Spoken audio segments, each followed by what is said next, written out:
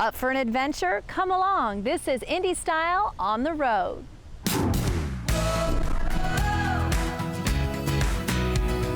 Coming up, we follow the road north to Noble County, where we introduce you to a couple who saved an endangered landmark, encounter endangered animals who have found their forever homes, and we journey into the life of one of Indiana's most famous authors. Plus, we step back in time at one of the most unique museums in the country. Just a few miles west of Indy, we step off the beaten path for a quiet reflection into one of the many hidden nature preserves in Indiana. A short drive southeast takes us to a unique art installation that traveled over 4,000 miles to get here. And we find out there really is more than corn in Indiana. Well, it looks like we have a lot of road to travel, so let's get started. Indy Style on the Road is brought to you by Visit Noble County. Come for the lakes, stay for everything else. Our journey begins at the Children's Museum of Indianapolis, the largest museum of its kind in the world. With 29 acres of fun, this is a must-see for anyone young or old who visits Indy. Where else can you snap a selfie with a T-Rex, go beyond a spaceship Earth, and find out how sci-fi becomes reality, or climb to the tree of sports? The Children's Museum lets you travel to new and exotic places, allowing you to see just how small this world really can be. Hey, speaking of a small world, what does Portugal, Lisbon, Stockholm, and Paris have in common with Batesville, Indiana? The Umbrella Sky Project, of course. Check it out. Right now we're in Batesville, Indiana, underneath the Umbrella Sky Project. Sarah Hepner is the Batesville Area Arts Council Executive Director. Right in the middle of the main square of town. The Umbrella Sky Project originated in Portugal, of all places, and we decided that we would also like to have it in our town. It was funny, we got an interview from Washington Post. She said, I was searching Umbrella Sky Project because I'm from Miami, and I was seeing Paris, I was seeing London, I was seeing Lisbon, and all of a sudden I said, Batesville, Indiana? Where's that? It was originally installed as an art installation to bring art with everyday common objects, such as umbrellas. And they did them in alleys in Europe because so many people shop and eat and walk in very hot places. Well, in our small town, we really didn't have an alley that was conducive to the Umbrella Sky Project, so we built our own structure and kind of created an alley ourselves. We're hoping that our Umbrella Sky Project will also provide that shade for people in the summer to come and sit and have a picnic. We have our farmers market underneath it. We also have some concerts that will be played underneath them as well. Our president, Ethel Rodriguez, she is from Mexico, and in her town near Chihuahua, they also had the Umbrella Sky Project, and she wanted to bring it to here.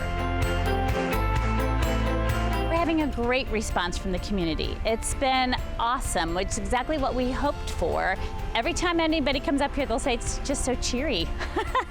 It's a way to bring people together, and we have a lot of young people, old people, teenagers taking selfies, of course, underneath the umbrellas. It's been fun.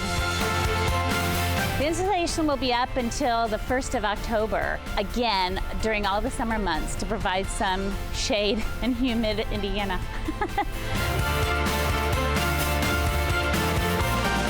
What makes Batesville so wonderful is that I've never been in a place where so many people come together in times of celebration and a need.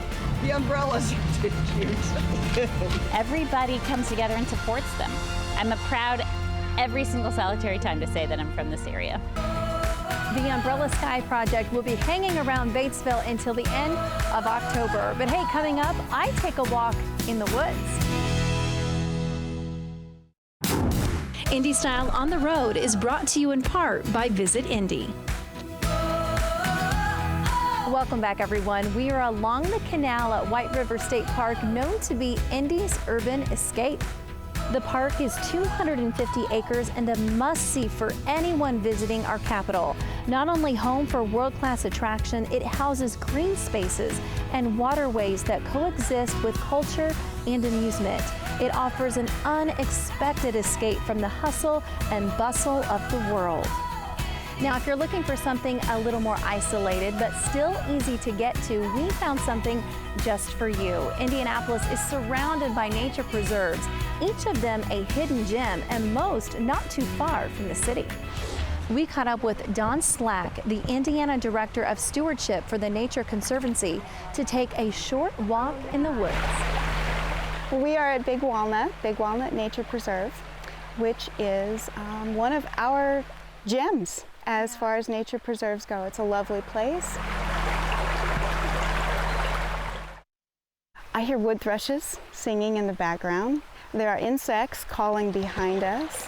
There's the creek kind of rumbling along beside us, soothing our souls just a bit. And there's a red-eyed vireo that's calling on the other side of the creek that's just letting everybody know this is his home.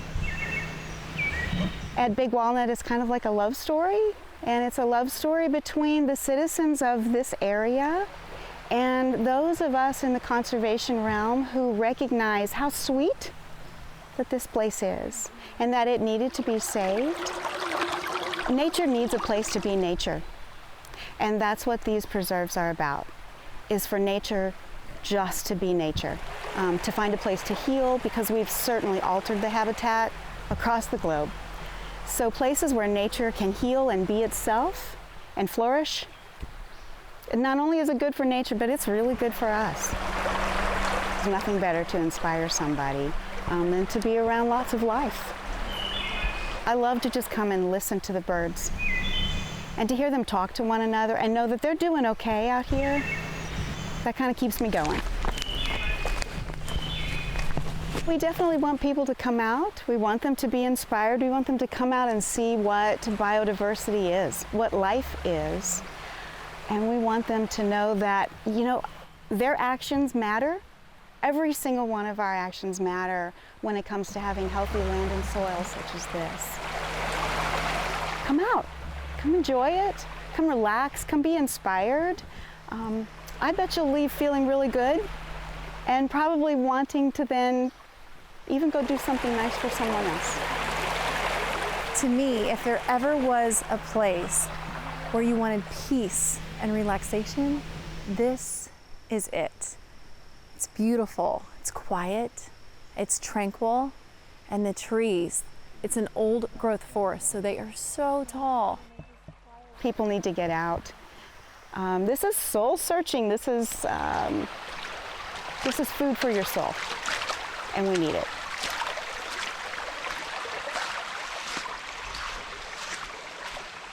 Ah, that was so calm, so relaxing. Hey, coming up next, we take a trip up north to Noble County. Indy Style on the Road is back right after this.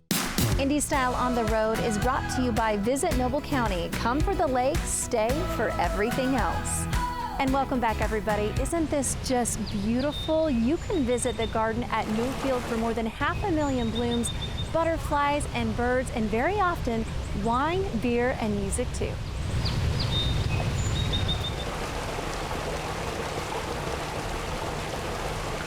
The garden is open every day except Monday, but check their website because the hours often change during the season. Well, gardens are part of the soul of Indiana, each one offering something very personal to the gardener. While in Noble County, we were able to visit the famous cabin and garden of one of Indiana's most widely read female authors. The cabin at Jean Stratton Porter's Wildflower Woods is majestic. It is no wonder it and the land around it served as great inspiration for the woman who was ahead of her time. Stratton Porter was a naturalist, Indiana's most read female authors, a photographer, and entrepreneur. She was one of the first females to own a film production company. She also designed this 14-room cabin on the shores of Sylvan Lake. It was completed in 1914. The cabin sits on 148 acres of diverse landscapes. you can visit the room with the $1 million view and see many of her personal items.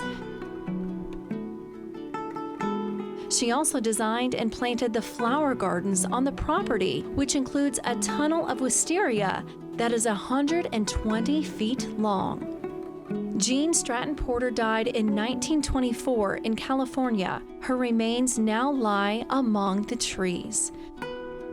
Stratton Porter always wanted to have the estate as part of the Indiana State Park system, and in 1946 it became a state historical site.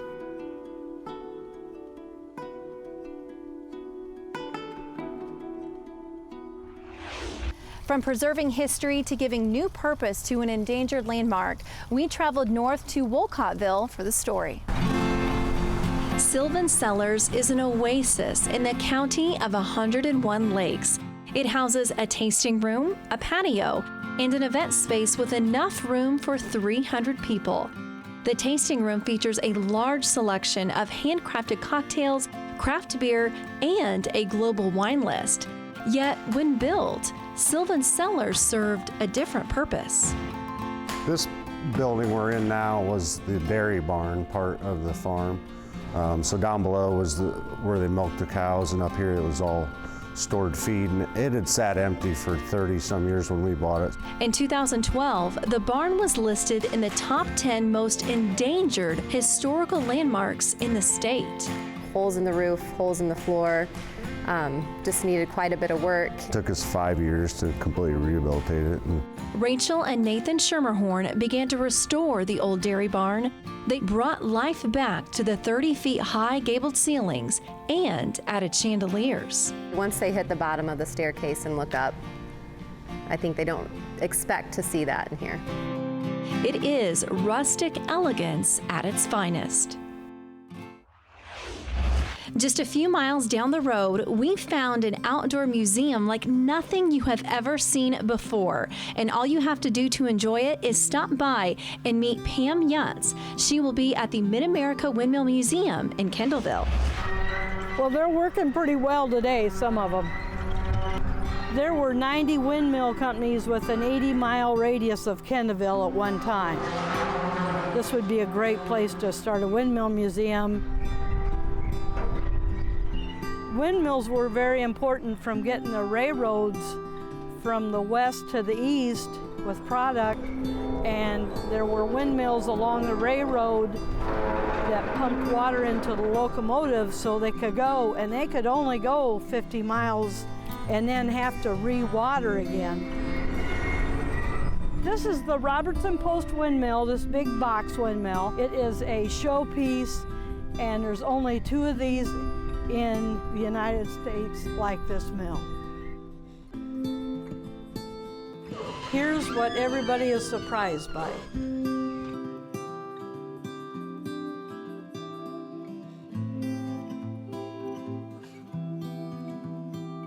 We have older people that come and just sit in the benches out here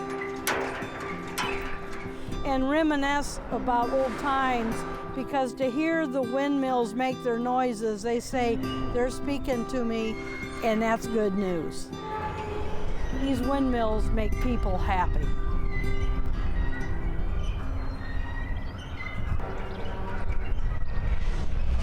Oh, such an amazing place, and the best part, just a few miles from Indy.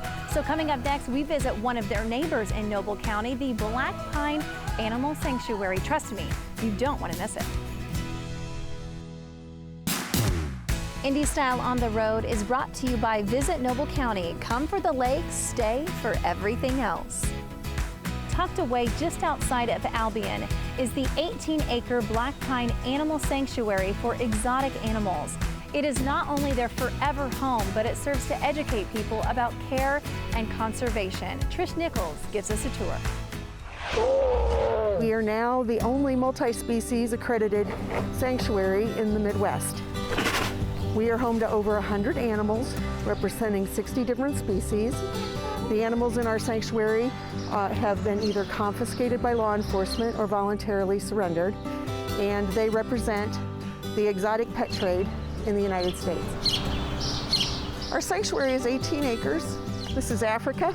She's our lioness. The mission of Black Pine is to provide refuge for the rest of these animals' lives and to educate the public on responsible animal care and conservation. Gus was originated out of a fraternity at IU Bloomington, and he was turned over to a pet store when he outgrew the bathtub. The thing I think people find most surprising is that some of these tigers came out of someone's backyard.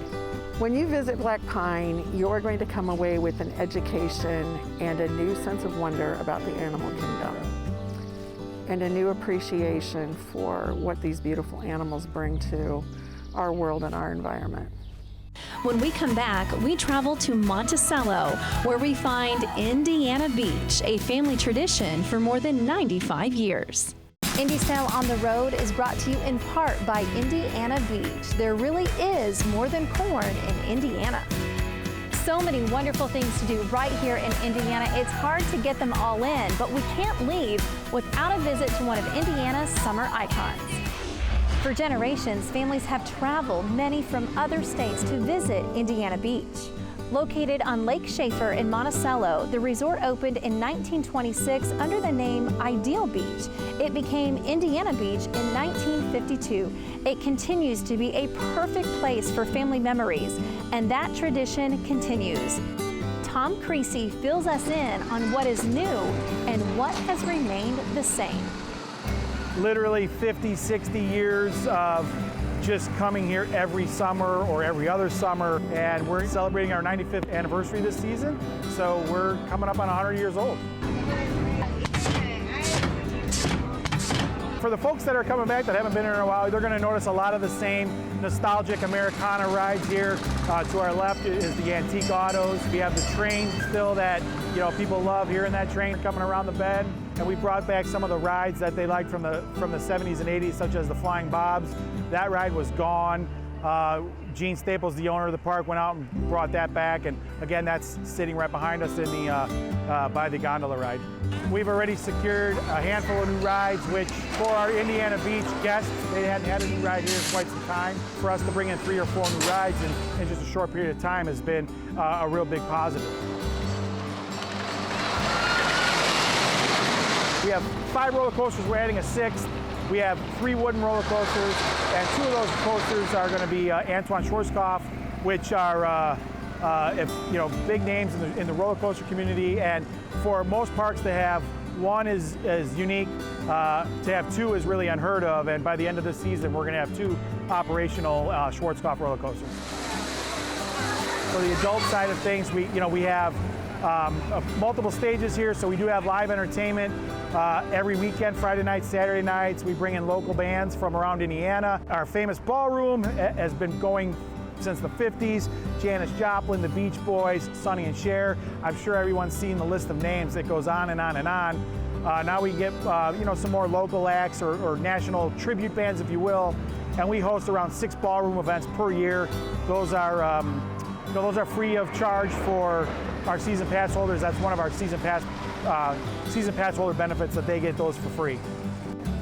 Now we have we have 2 large campgrounds situated just across the street from the park.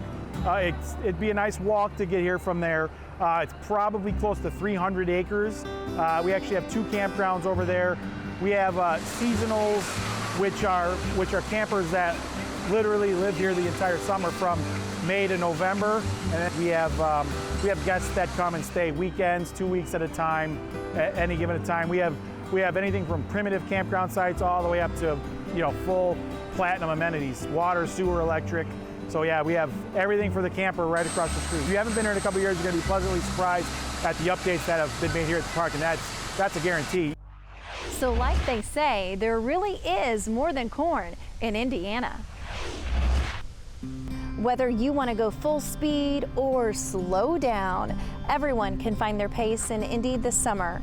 Explore the city with the Indy Attraction Pass, where you can get access to 8 different attractions at a discounted rate. Stay the night with the new Family Fun Package, or download the Indy Craft Pass and drink your way through what USA Today deems to be one of the top 5 beer cities in the country.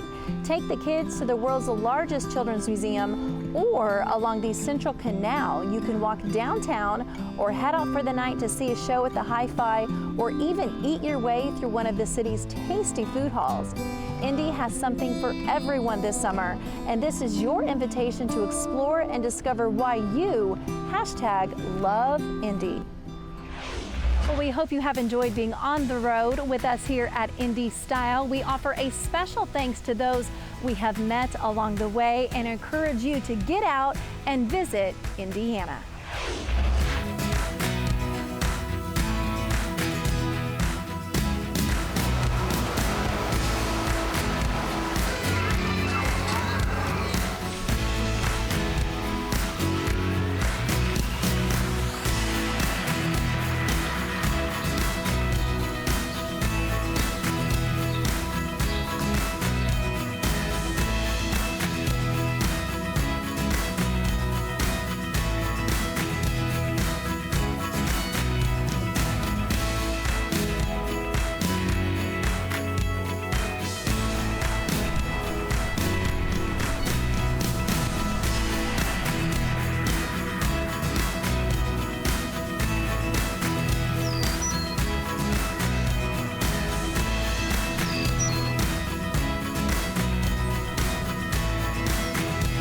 Indy Style on the Road is brought to you by Visit Noble County. Come for the lake, stay for everything else.